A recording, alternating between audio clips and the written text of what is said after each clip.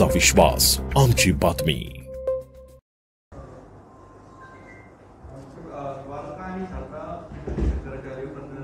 काय शंकराचार्यांचं असं मत आहे, औरंगजेबाची कबर का असायला पाहिजे यावर त्यांनी आक्षेप घेतलेला आहे. मला असं वाटतं त्याच्यावर मुख्यमंत्र्यांनी सांगितलेलं आहे की या काही गोष्टी ज्या आहेत ते भारतीय पुरातत्व खात्याच्या याच्यामध्ये येतात, कक्षेत येतात आणि मग ते त्यावेळेला त्यांनी तो निर्णय घ्यायचा असं मुख्यमंत्र्यांनी उत्तर दिलेलं आहे ना. अजित पवार आणि शरद पवार आज पुन्हा एका बैठकीला एकत्र होते. गेल्या काही दिवसांमध्ये जवळ वाढते का अशी देखील चर्चा आहे. असं आहे की अजितदादा आणि शरद पवार किंवा जयंत पाटील किंवा इतरसुद्धा ज्या वेगवेगळ्या पक्षाचे लोक त्या वेगवेगळ्या संस्था आहेत, मग काय साखरेच्या बाबतीमध्ये असतील, ऊसाच्या कारखान्याचे प्रश्न सोडवण्याच्या बाबतीत असतील, इतर काही बाबतीमध्ये, तर त्या वेळा त्या किंवा हे आपलं रयत शिक्षण संस्था अशा काही संस्था आहेत की ज्याच्यामध्ये पवारसाहेब पण आहे, अजितदादा पण आहेत, कधी कधी सुप्रिया सुळेसुद्धा आहेत, अनेक ठिकाणी अशा ठिकाणी. तर या सामाजिक संस्थांच्या आहेत, त्यांचे प्रश्न सोडवायचे असतात, त्या चर्चेसाठी ते एकत्र येतात. काय तर तो भाग काही नवीन नाही आपल्याला. संजय राऊत म्हणते की ते दोघं एकत्र आलेलेच आहेत.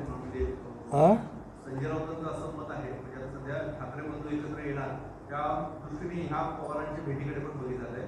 संजय राऊत आहे की ते एकत्र आलेले. ठीक आहे, चांगली आहे ना, आनंदाची गोष्ट आहे. काय संजय राऊत त्यांच्या ज्या मनामध्ये आहे ते जर काय घडत असेल चांगलं, आणि मी तर अगोदर सांगेल सगळ्याच जे कुटुंब दुभंगलेली आहेत राजकारणामुळे त्यांनी एकत्र आल्या असं आम्हाला आनंदच आहे. मी तर शिवसेनेत होतो 25-27 वर्ष, काय म्हणून मला आनंद आहे एकत्र आले तर, आणि इथे पण 30 वर्ष होतो म्हणून एकत्र आले तर आनंदच आहे आम्हाला. असं आमच्या मनात कुणाचंही कुटुंब फुटावं आणि कुटुंबात क्लेश निर्माण व्हावेत असं मला तरी वाटत नाही. पण ठीक आहे, आता राजकारणामध्ये कधी जे आहे पती एकीकडे पत्नी एकीकडे असं होतं. एका ठिकाणी पत्नी मुख्यमंत्री होते आणि पती विरोधी पक्षात असतो. अशा सुद्धा घटना उत्तर प्रदेशपासून आपण झालेलं आपल्याला माहीत आहे. इतिहासामध्ये जर गेला तर राजकीय मतभेद असू शकतात, पण कौटुंबिक जे आहेत वातावरण चांगलं असेल तर उत्तम. अजय आणि ज्या पद्धतीनं जे आम्हाला उचकवलं जातं आहे आणि भाषा वापरली जाते आहे आणि ती भाषा अशा लोकांकडून की ज्याचा बुकशेल्फ हा त्याच्या टी व्ही जो आहे त्याच्यापेक्षा लहान आहे ज्याचा बुकशेल्फ, अशा माणसाला उत्तर द्यावे लागतात आम्हाला कधी कधी. यावर संजय शिरसाट असं म्हणालेलं आहे, तुमच्या याच वक्तव्यावरती संजय शिरसाट जे आहेत शिवसेना शिंदे गटाचे, ते असं म्हणतात की भुजबळांनी यापूर्वी अनेक लढाया लढलेल्या आहेत, त्यांनी आता लढणं थांबवलं आणि समाजसेवा करावी. नाही, असं आहे, लढता मी समाजसेवा पण करत असतो आणि मी राजकारणात मुळे आलो तर त्यांना कल्पना आहे की मला माहिती नाही, कारण त्यांनी बाळासाहेब ठाकरे शिवसेनेत जरी असले तरी बाळासाहेब ठाकरेंनी पाहिलं, त्यांचे विचार किती ऐकले माहीत नाही, पण बाळासाहेब ठाकरेंचंच म्हणणं आहे की आपल्याला समाजसेवा करायची आहे आणि ते समाजसेवा करण्यासाठी 80% समाजसेवा 20% राजकारण, आणि राजकारणातच मुळे बाळासाहेब आले महानगरपालिकेमध्ये, विधानसभेत, लोकसभेत, ते समाजकारण करण्यासाठीच त्यांनी पावलं उचलली. तर तेच बाळकडू आम्हाला मिळालेलं आहे.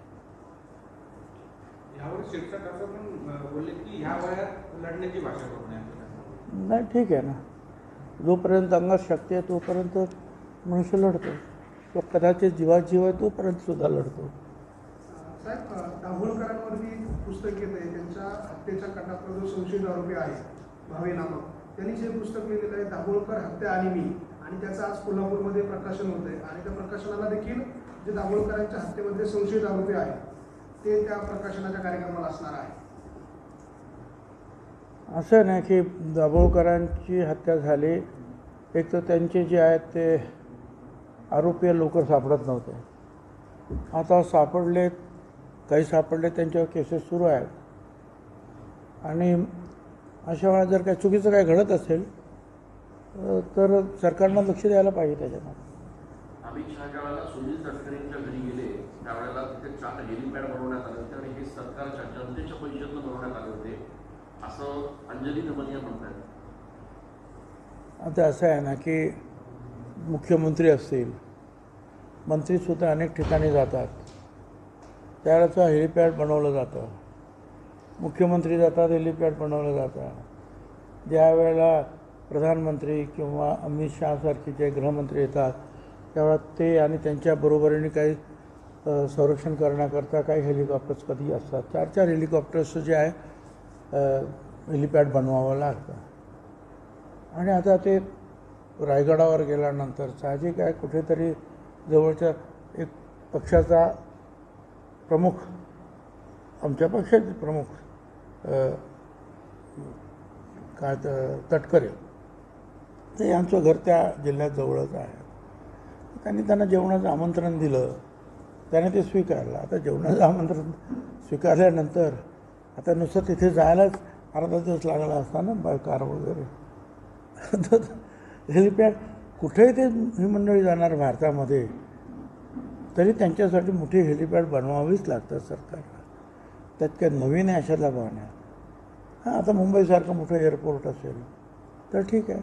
आता मुंबईत आल्यानंतरसुद्धा दक्षिण मुंबईत जायचं असेल तर नेहमीचं तिकडचं हे मोठं हेलिपॅड आहे ते ही मंडळी वापरत असतात.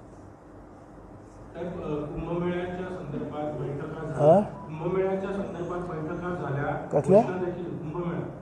कुंभमेळ्याच्या संदर्भात बैठका झाल्या, घोषणा झाल्या, पण प्रत्यक्ष कामं सुरू झाली नाहीत. साधू मनोरंजनामध्ये देखील नाराजी आहे या सगळ्या. मला काय त्याच्यात माहिती नाही.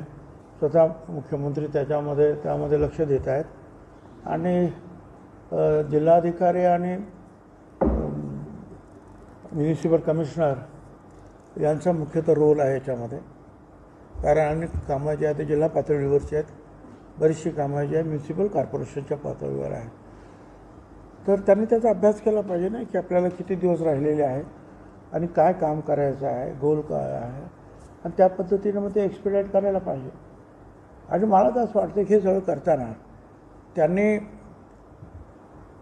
शेवटी कुंभमेळ्याला येणाऱ्या लोकांची सोय हे महत्त्वाचं, बरोबर, परंतु ते झालेल्या सोयी ह्या नाशिक जिल्ह्यामध्ये आणि नाशिक शहरामध्ये लोकांना पुढे सुद्धा उपयोगी पडणाऱ्या असतात. तर अशा वेळेला नाशिक शहरातले जे लोकप्रतिनिधी असतील किंवा जिल्ह्यातले काही लोकप्रतिनिधी असतील त्यांना निदान समजून सांगितलं पाहिजे आम्ही हे करतो. कदाचित एखादी सगळ्याच गोष्टी ज्या आहेत त्या अधिकाऱ्यांना समजता एखादी गोष्ट नजर चुकीनं समजत नाही, तर अशा वेळेत तिथले लोकप्रतिनिधी सांगू शकतात हे इथे असं आहे. आणि मग त्यांना जर समजलं तर ते सुद्धा प्रचार करतील की नाही काम सुरू झाले काय आहे, पण आतमध्ये काय चाललं आहे कोणाला जर कळलंच नाही तर मग अशा प्रकारच्या त्या गोष्टी ज्या आहेत ह्या चर्चेला सुरुवात होते आहे. मला असं वाटतं की स्वतः मुख्यमंत्री लक्ष देत आहेत, परंतु लोकल अधिकारी जे आहेत, स्थानिक अधिकारी आमचे, त्यांनी या बाबतीमध्ये योग्य ती पावलं टाईम टेबल त्यांचा पुढचा जो समोर ठेवून उचलली पाहिजेत. शैक्षणिक अभ्यासक्रमामध्ये हिंदीचा जो सहभाग आहे त्याच्यावरून सध्या राज्यात वाद सुरू आहे. पण फडणवीसांचं असं म्हणणं आहे की हिंदी भाषा लादण्याचा कुठलाही प्रयत्न करत नाही आहे. अतिशय उत्तम गोष्ट आहे आणि त्यांच्या हे जे त्यांचं भाष्य आहे त्याचं आपण स्वागत केलं पाहिजे. त्यांनी स्पष्ट सांगितलं हिंदी भाषा काही लादणार नाही. आता असं नाही की आम्ही हिंदी शिकलो. मी काल पण सांगितलं की हिंदी प्रचार सभा, मुंबई हिंदी प्रचार सभा, दक्षिण भारत हिंदी प्रचार सभा, वेगवेगळ्या अशा प्रचार सभा ह्या 1946-47च्या दरम्यान सुरू झाल्या. त्यावेळेला महात्मा गांधी किंवा इतर जे नेते होते काँग्रेसचे त्यांनी सुरू केले की हिंदीचा प्रसार करावा. आमच्या मुंबईमध्ये मुंबई त्यावेळची बंबई हिंदी सभा, आता मुंबई हिंदी सभा ती निर्माण झाली. आणि प्रत्येक म्युनिसिपल शाळेमध्ये सुद्धा शनिवार रविवारी विशेष फक्त रविवारी ज्यावेळेस सुट्टी असेल त्या दिवशी ते क्लास घ्यायचे आणि ज्यांना हिंदी शिकायचे ते जायचे. मी पण म्युन्सिपाल्टीच्या शाळेत होतो माझगावच्या. तिथे हिंदी शिकवायचे रविवारी. मी पण तिथे जाऊन शिकलो.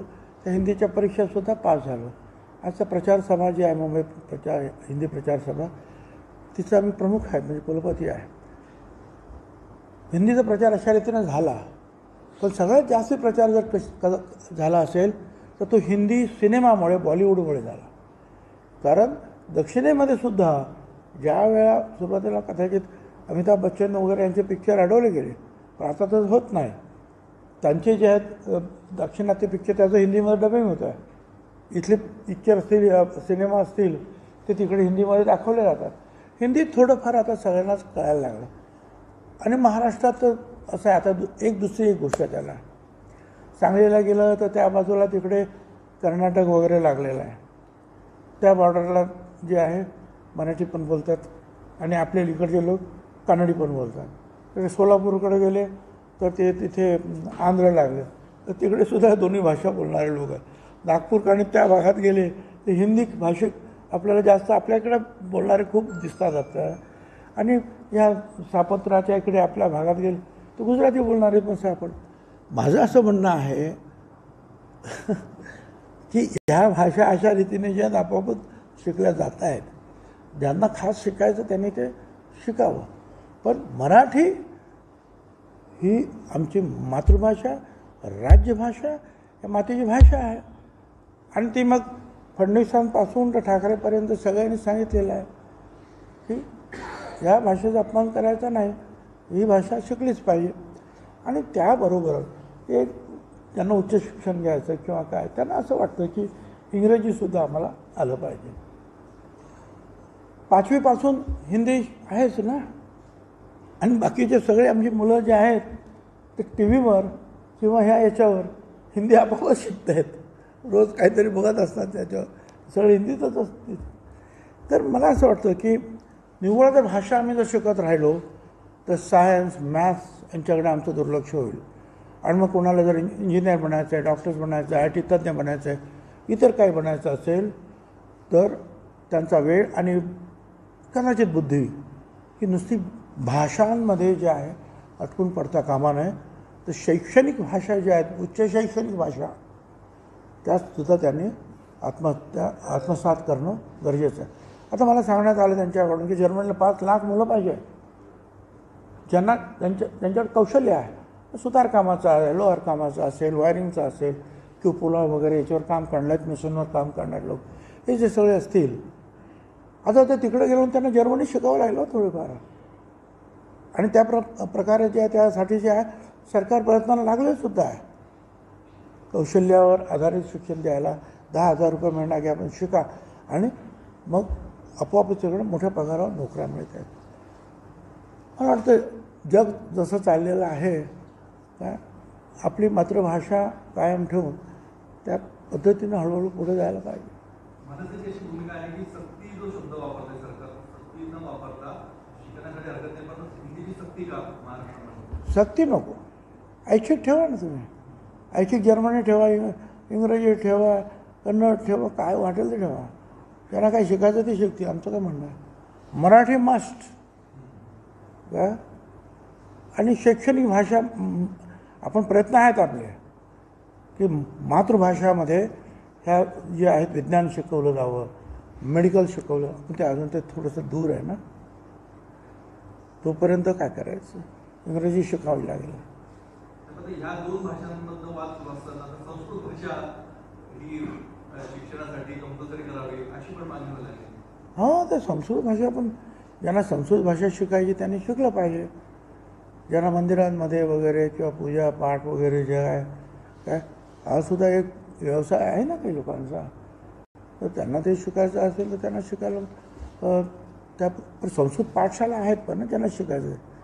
कारण मी काही पुण्यामधील जे आहेत ते वैसास गुरुजी का काय त्यांच्या संस्कृत काय वेद पाठशाळेला भेट दिली. ज्यांना शिकायचं जातात ना, शिकतात तिथे. जिल्ह्यामध्ये अनेक ठिकाणी पाण्याची भीषण टंचाई आहे. म्हणजे जिल्ह्यामध्ये भीषण टंचाई आहे पाण्याची, प्रचंड पाण्याची टंचाई जाणवते. महाराष्ट्रात सुद्धा असावी असं मला वाटतं. त्याचं कारण सरळ आहे, ज्या पद्धतीनं उन्हाचा तडाखा वाढलेला आहे त्यामुळे अर्थातच पाण्याचं कन्झम्पशन मानसिक म्हणजे लोकंसुद्धा करत आहेत आणि तलावांनी इतर ठिकाणी असलेलं पाणी जे आहे त्याचं बाष्पीभवनसुद्धा होत आहे. पण त्याच वेळेला जे आहे अनेक जे आमचे जे आहेत शेतकरी आहेत मी त्यांना विरोध करत नाही, परंतु आपल्याकडे किती पाणी आहे हे पाहून पिकाची लागवड करायला पाहिजे. आणि मग प्यायला पाणी हे प्रथम हे ठरलेलं आहे आपलं, त्याच्यावर तडजोड नाही, बाकी सगळं नंतर. पाणी प्यायला पाणी देऊन लोकांना वाचवा हा महत्त्वाचा मुद्दा. मी येवल्याला सुद्धा आमच्या सहभागी मिटिंग घेतली आणि म्हटलं असं आहे, पाण्याचा दुरुपयोग जिथे जिथे चालू आहे ते ताबडतोब थांबवा. पाण्याचे साठे आमचे जिथे आहेत तिथे अनेक लोकांनी आपल्या विहिरी करून ठेवलेल्या आहेत आणि मग तिथून जे आहे वाटेल तेवढे जे पाण्याचा उपसा चालू आहे शेतीसाठी. आता बंदी आहे, ठराव पाण्याच्या साठ्यापासून किती अंतरावर ती विहीर असली पाहिजे. पण आता त्याची काय बंधनं पाळत नाहीत. काही काही आमचे लोकप्रतिनिधीसुद्धा ते पाणी उचलत आहेत, शेतीला घेऊन जात आहेत. तर अशा वेळेला प्यायच्या पाण्याचं करायचं का? 3 दिवसांनी पाणी येत होतं तर ते येवल्यामध्ये आता 4 दिवसांनी यायला लागलं. आणि तो 38 गाव पाणी पुरवठा, तो आता 65 गावांना पाणी पुरवठा, तिथेसुद्धा हे अडचणी यायला लागले. तर ह्या अशा वेळेला जे आहेत काही पाणी पुरवठा किंवा प्यायच्या पाण्याचे प्रश्न हे मंत्रालय पातळीवर सुद्धा आहेत.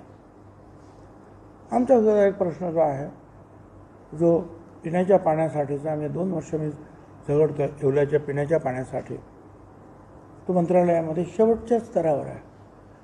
पण त्याला अजूनही जे आहे ते जे काय हाय पॉवर कमिटी जे आहे त्यांची काय अजून परवानगी, मुख्यमंत्र्यांनी लिहिलं की ताबडतोब करावे म्हणून, एकनाथराव शिंदेंनी पण लिहिलं ताबडतोब करावं म्हणून, पण अजून ते मिळत नाही. ठीक आहे, प्रयत्न करू आम्ही.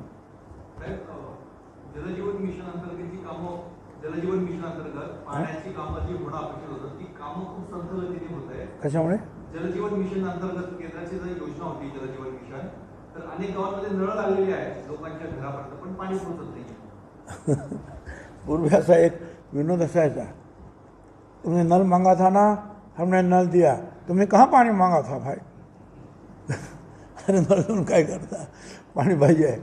आता काही काही वेळेला जे आहे घाईघाईमध्ये किंवा काही चुकीनं पाण्याचे स्रोत कुठे आहे ते न पाहत, आमच्या इथं पण झालं एका ठिकाणी, पाण्याचा स्रोत कुठे आहे, पाईपलाईन टाकून मोकळे झाले काय आणि पाणीच नाही तिकडं. तर आता तिथले इंजिनियर जे आहेत ज्यांनी हे केलं असेल त्यांना हे जबाबदार धरलं पाहिजे ना राव. तिथं मंत्री काय करू शकतो? सेक्रेटरी मंत्री जे आहेत ते पॉलिसी बनवतील, सेक्रेटरी तिथे जाऊन सांगतील की बाबा पैसे घ्या मग करा. तर मग पण खाली जे काम करणारे जे इंजिनियर्स असतील आणि इंजिनियर्स बरोबरच तिथले जे ग्रामसेवक असतील, तिथले जे समाजसेवक असतील, त्यांनी लक्षात दिलं पाहिजे ना, अरे पाईपलाईन इकडे नका टाकू, इकडे टाका, पाणी स्रोत इकडे आहे. त्यावेळेला सगळं गप्पा बसत आपलं, सगळं झाल्यावर हो पाणी कुठे आहे आता, असं कसं चालेल. इंजिनियरसुद्धा बाहेरून आलेला असतो, त्याला मार्गदर्शन तिथल्या लोकल लोकांनी सुद्धा करणं आवश्यक आहे. मालेगाव आणि त्या पाठोपाठ आपल्या येवला तालुक्यात सर्वाधिक टँकर सध्या चालू आहे. आता काय पद्धती अजून टँकरची मागणी वाढणार आहे का मतदारसंघामध्ये? मला माझ्या फक्त येवल्याबद्दल, ते पण अजून माझा जो 46 गावं आहेत त्या निफाड तालुक्यातली त्याची माहिती मी आता नंतर घेतो आहे. परंतु फक्त येवल्यामध्ये 29 टँकर सुरू आहेत आणि 51 गावं आणि काहीतरी 30-40 वाढू असतात त्याच्यावर आहेत. परंतु पाणी आणायचं कुठून? शेवटी तिथूनच ना, जे शहराचं पाणी जे आहे प्यायचं तिथूनच पाणी घ्यायचं आहे. ते म्हणजे शहराच्या पाण्यावर आजूबाजूच्या किंवा त्या जे खेड्यांसाठी जे आपण तो पाणी पुरवठा योजना, अशा काही ठिकाणी जे आहे अवैधरित्या जो पाणी उपसा सुरू आहे बाजूला जरी का, त्याच्यामुळे पाणी कमी होते. अधिक आता या प्यायच्या पाण्यासाठी सुद्धा गावामध्ये पाणी न्यावं लागणार, शहराच्या पाण्यावर थोडासा परिणाम होणार काय. पण मी सांगितलं प्यायचं पाणी शहरातलं काय गावचं काय त्यांना सगळ्यांना संधी दिली पाहिजे, पाणी पुरवलं पाहिजे. पण शेतीवाडीकडे थोडंसं पाणी कमी पडलं झालं तर काय हरकत नाही. आणि म्हणून मी सांगितलं इलेक्ट्रिकच्या ज्या त्यांचे असतील कनेक्शन वगैरे ते काही दिवसाकरता स्थगित ठेवा, येऊ लागून. आता बाकीच्यांनी जे आमदार आहेत प्रत्येक ठिकाणी त्यांनी आपापल्या मतदारसंघाची काळजी घेऊन ते पाण्याचे साठे असं पाणी शेवटी जेवढे पाणी आहे तेवढंच तुम्हाला ते देणार. तर आमदारांनी सगळ्यांना बरोबर घेऊन आणि त्याला जे असतील काय तुमचे प्रांत व्हिडिओ अमके जे काय असेल सरकारी यंत्रणा त्यांनी काम करायला पाहिजे. धन्यवाद धन्यवाद. चला. आपलं शासन, तुमचा विश्वास, आमची बातमी.